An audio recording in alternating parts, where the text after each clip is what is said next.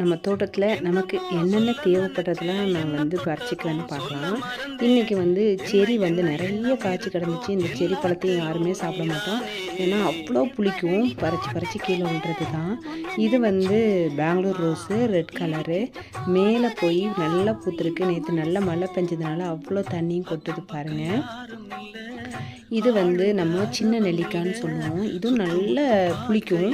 ஆனால் நல்லா பழுத்துருச்சுன்னா நல்லா இனிச்சு கிடக்கும். ஆனால் இங்கே யாருமே சாப்பிட மாட்டோம்.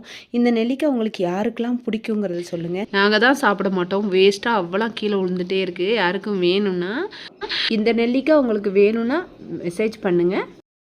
ஏன்னா அந்த அளவுக்கு நெல்லிக்காய் காய்ச்சி கிடக்கு. கொத்து கொத்தாக நெல்லிக்காய் காய்ச்சிருக்கு. யாருமே சாப்பிட்றதில்ல. அப்புறமா இன்றைக்கி கொஞ்சம் ஜெல் பண்ண வேண்டியது இருந்துச்சு. அதனால் சங்குப்பூவும் எடுத்துக்கிட்டு அப்புறமா குங்குமாதி பண்ண வேண்டியது இருந்துச்சு. அதுக்கு இட்லி பூவும் கலெக்ட் பண்ணிவிட்டு செம்பருத்தியும் எடுத்துகிட்டு கிளம்பிட்டேன்.